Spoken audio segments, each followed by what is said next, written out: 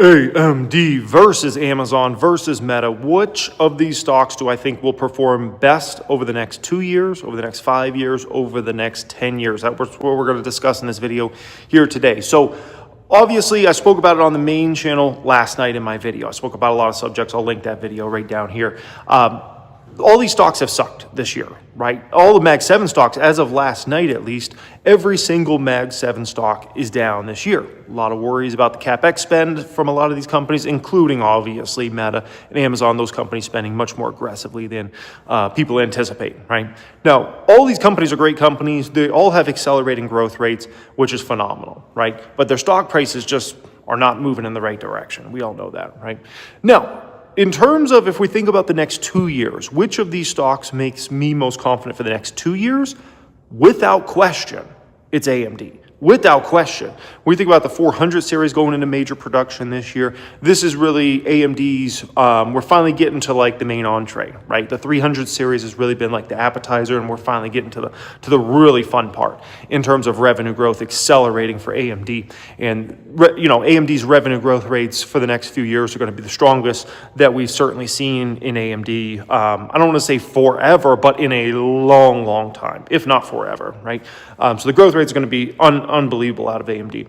Now, if we're thinking about the next 5 years, I would say Meta would make me most confident for the next 5 years. And the reason being is I think Meta will be the one that will be, first off, they're the ones that has some incredible growth rates. If you look at the Mag 7 stocks, Meta's next quarter's growth rate should likely be in the 30s, which is an unbelievable growth rate that Meta hasn't come close to in the longest time, right?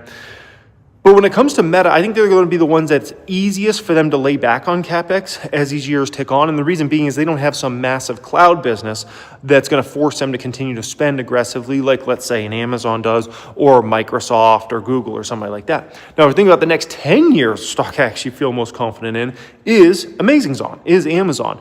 And when you think about the e-commerce opportunity for them to continue to expand that business, when you think about the AWS opportunity and how big that business is and how profitable it is, when you think about the advertising business and how profitable that's going to be as the years tick on and how profitable it already is, Amazon's the one that makes me most confident over the next, I would say, decade. So I'm going to link last night's video right here.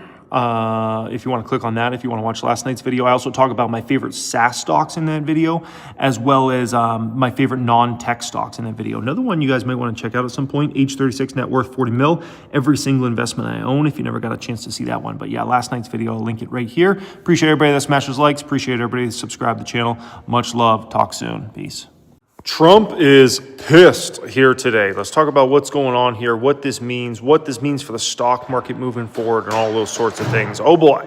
I think their decision was terrible, Trump said. I think it's an embarrassment to their families. You want to know the truth? The two of them? Oh my gosh, talk about a statement, right? So President Donald Trump said Friday that he will sign an executive order imposing a new 10% global tariff hours after the Supreme Court struck down his sweeping reciprocal import duties in a major rebuke of his trade agenda. The new tariffs will come on top of existing levies that remain intact following the High Court's decision.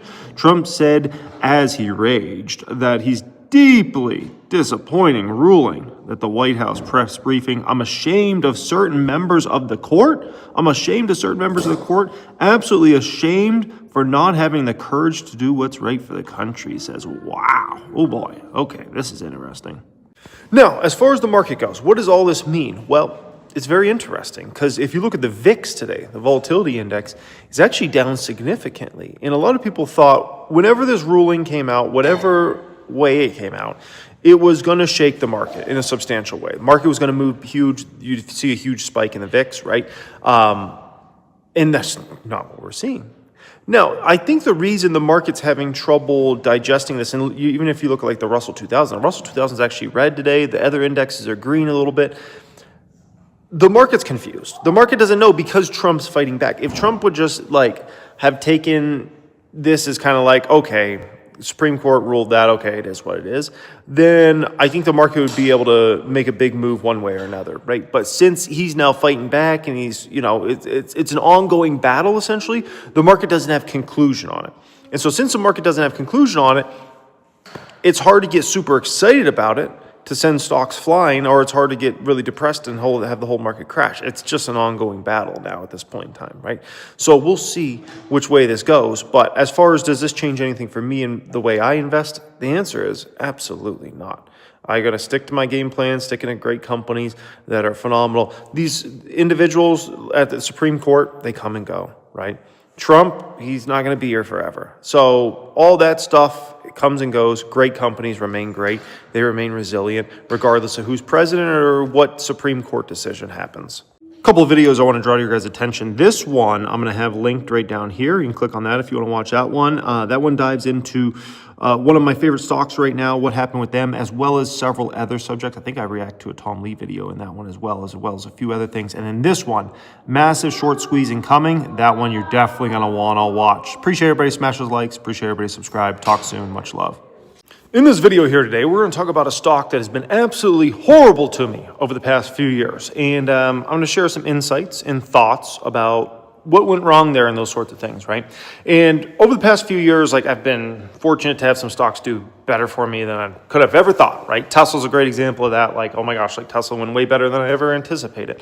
And I was able to sell out for unbelievable profits on that stock. If we think about Meta stock made me 7 figures plus over the past few years. Like, it's unbelievable. Yeah, thank you, Meta. Palantir made me probably the best gains I've ever made in any stock in history. The amount of profits I've taken in my portfolios on Palantir over the past year is just simply astonishing.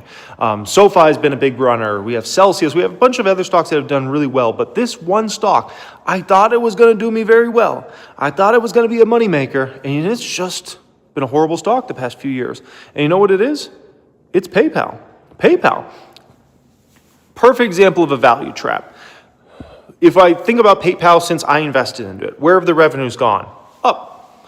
Where's the profitability of the company gone? Up. Where's the share count gone? Down. These are all the metrics you look for in a great company, right? Super low PE. The forward PE on the stock's now down to like 6 or 7 or something like that. It's insane, right? But yet the stock price has just been horrible. There's a few ways you can lose money in this game. One is you buy into a company and the company's horrible. The revenues are going down, profits are going down, everything's going down, stock goes down, right?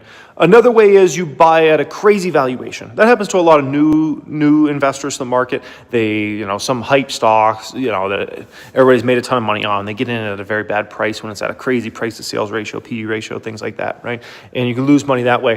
And another way you can lose money is through a value trap with a stock like PayPal, and that's what that's been to me, right? Just an absolute, business gotten better. It's a great company. They make so much money, but yet the stock never does anything, right? So how do I process something like that? It's the cost of doing business. It means nothing. It's what happens. Like, I'm never going to bat 100%. Some stocks I'm going to get wrong, and that's fine. I wish every single stock went up. I wish, every single stock made me money, but that's not how this game works. And that's why I stay diversified in this game. No one stock makes or breaks me. If I would have went all in PayPal, that would have been a bad mistake, right? I just kind of look at it from a perspective of, man, if I had invested that money in these other companies that made me so much money, would have done a lot better. But at the end of the day, that's the cost of doing business, right? And, just is what it is. There's no other way to put it.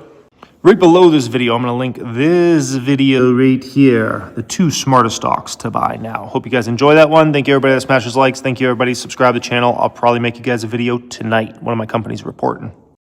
Ladies and gentlemen, we have 2 stocks going pretty beast mode here today. It's a decent day in the market, nothing crazy, but we have 2 stocks making some major moves. I want to talk about what's going on with these 2 particular stocks here. So the first stock up here that's making a really big move is Celsius Holdings. It's a $15,000 upward move here today.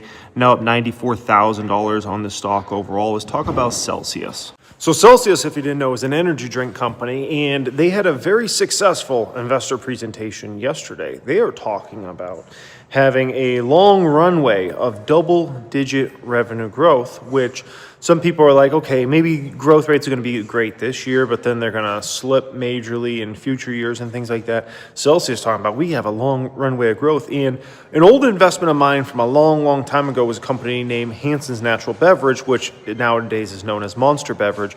And Monster was able to grow that business at a very strong double-digit top line number or very high single digit for, honestly, they were able to do that for like 20 years straight pretty much.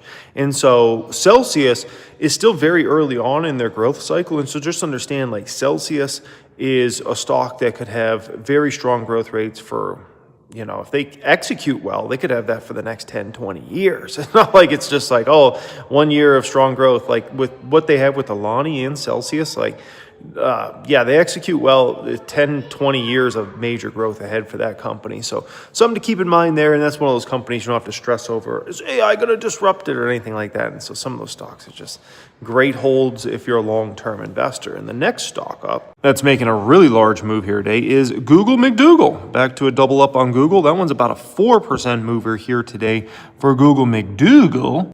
Now, as far as Google goes, they're talking about being able to compete very strongly with NVIDIA when it comes to chips. Now, we'll see what happens. Market very excited about that here today. We'll see. We'll see. It's one thing to say you're going to do this. It's another to execute on a high enough level where you could compete head on with NVIDIA, right? We know AMD's finally gotten to a level where they're going to be able to compete head on with NVIDIA. It's a very, very difficult thing to do. So I don't want to say it's impossible for Google to do that. I just don't want everybody to get too excited about this. You know, it's an amazing company, though. Google McDougal's an amazing company, but anything they do outside the advertising business is basically just fun extra stuff. Right down here, I'm going to link last night's video I put out on the main channel. It came out 19 hours ago. The big move is coming. Earth-shaking move starts next week. So I'll be linked right here. You can click on that if you want to watch that. Other than that, if you guys didn't get to see this video, I think you might want to watch it. Top buy for 2026. Appreciate everybody that smashes likes. Thank you, everybody. Subscribe. Talk soon.